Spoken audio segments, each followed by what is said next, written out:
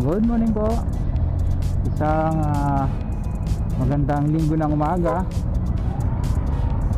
Oras po natin ay alas 8:58 ng umaga. Ika-28 sa buwan ng Disyembre 2025. At kasalukuyan, nandito po tayo ngayon sa Governor's Drive, partikular dito po sa bayan o lungsod ng Carmona, huling bayan sa silangang bahagi ng lalawigan ng Cavite. At dito po yung ating itinerary ngayong araw. Nakita nyo, mayroon dito maliit na circle. Maganda yan pag gabi, may ilaw.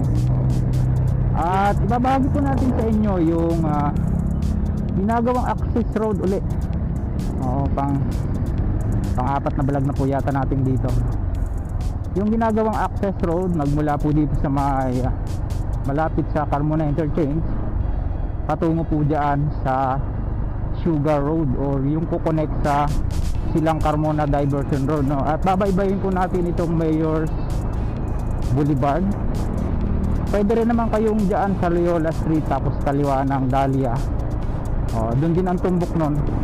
Tatagos tayo ng Altares Road. Yan. Ito po yung Carmona Public Market.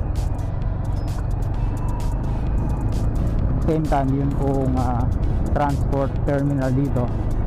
Tapos ito yung CABSU, Cavite State University, dito po sa lungsod ng Carmona. Ayun nga, balikan natin to.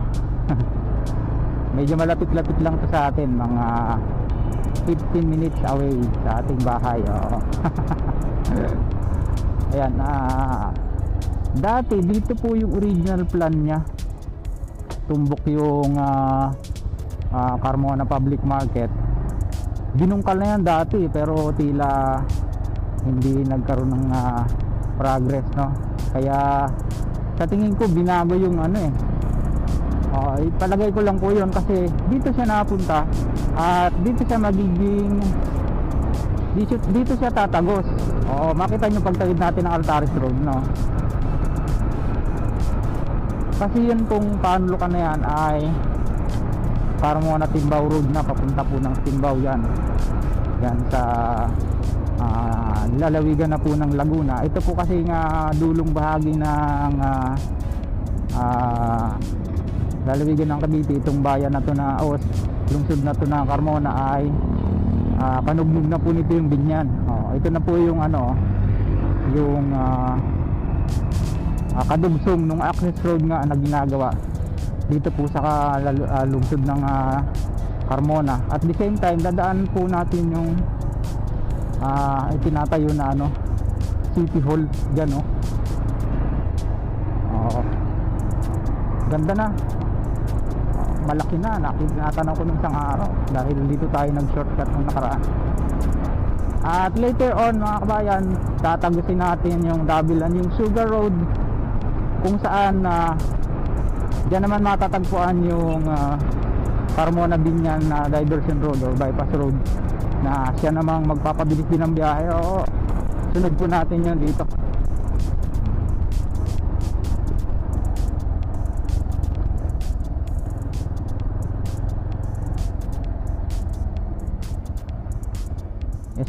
SMDC site office.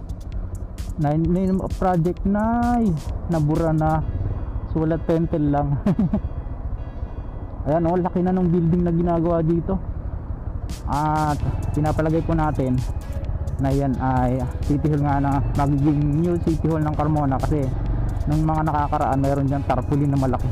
Tingnan po natin kung ating mariretrieve sa ating pong video, eto, ganda, di ba? Dire-diretso po ito doon sa Sugar Road. Dapat pala tumawid tayo sa gitna. Galit. Ayan. Di ba? Left hand drive. Wow. Ayan, Tapos bandaro ng konti yung karerahan. Yun ang tumbok nito, yung karerahan,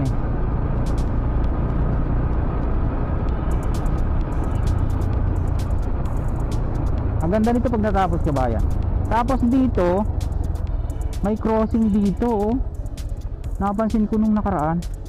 Ayan, mula doon sa Altares Road, 1, 2, 3, 4 lanes, 4 lanes siya, di ba?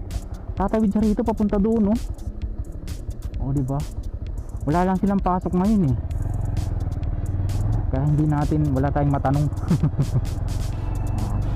Mamaya po i-detalye natin yung kung sino ang contractor nito, kung kailan ito in-award, magkano ang halaga. Mantala, kuha po muna tayo ng area set, kabayan. Stay tuned.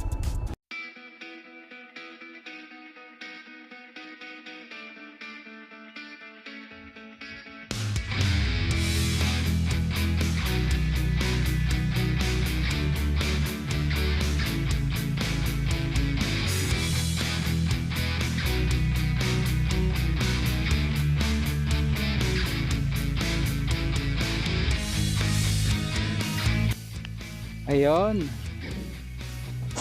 pinalipad na po natin si Droney, at yung nakikita nyo na yan na video ay galing po yan dyan sa panulukan ng Dahlia o Timbao, Dahlia Street, patawid po ng Timbao Carmona Road, at patawid po ng Altares Road galing ng Palengke. Tapos pinasadahan lang natin yung ginagawang building dyan. Napakalaki pala niya, no? Diba, no?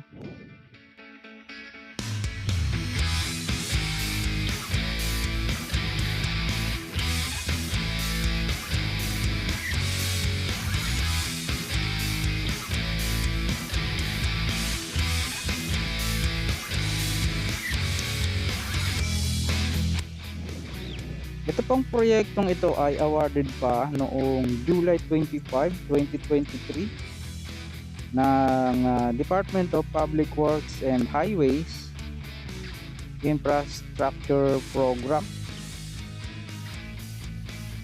Ito nga pong construction of access road connecting Carmona Silang Diversion Road and SLEX Exit Carmona Cavite. Inaward po ito sa joint venture ng construction company Emprahab Construction and Development Corporation at Emprawide Construction Corporation. Mayroon po itong kabuuang pondo na 280,817,000 at 721.40 pesos dito nga po sa contractor na joint venture na ito.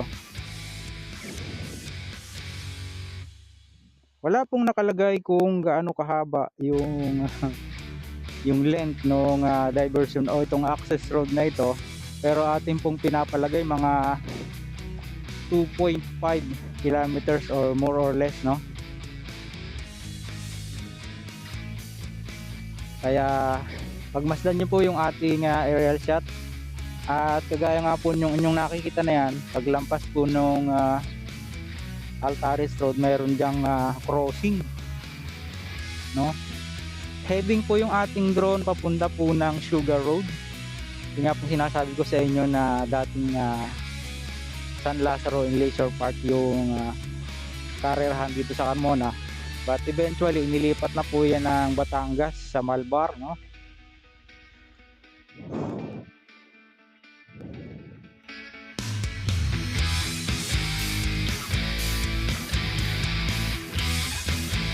At samantalang pinapanood nyo po yung ating aerial shot, ay babaybay naman natin itong ground, no? Ayun, ganda na ng panahon, uminit na. Kanina medyo makulimlim. Ayan, kagaya nga po ng sabi ko sa inyo, babaybay naman natin to by land.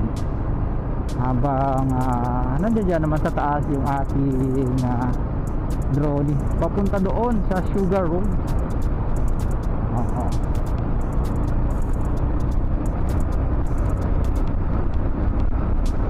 Nakabakasyon po ngayon ng mga tao, kaya nakita nyo napakadalang.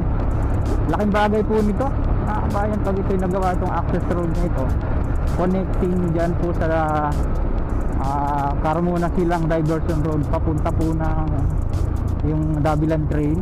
Oo. Then isa pa nga pong magko-connect dyan, yun pong ongoing naman na construction ng Carmona Binyan Bypass Road. Yan po yung ating isusunod sa ating itinerary ngayong araw, no?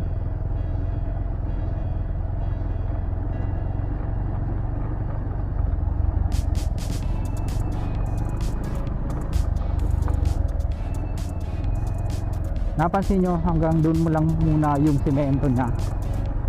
At mag-access tayo dito sa mga barangay road na to papunta doon sa Sugar Road. Ito galing to ng Altares Road dyan sa may Loyola High School, Senior High School. Yan.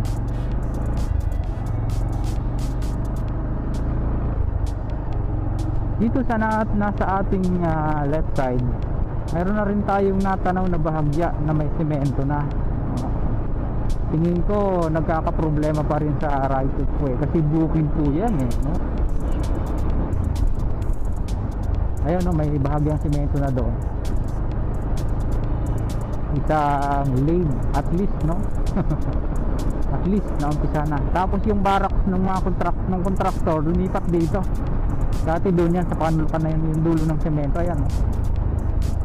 Yung Infra Hub Construction and Development Corporation.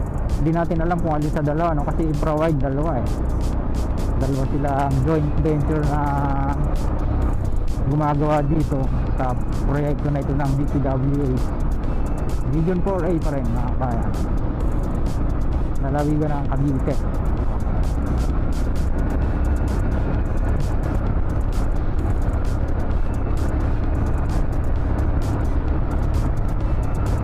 Ito ni Chito, tumbukin niya yung may bakod na yan. Ayan, dito siya dadaan, may mga culvert.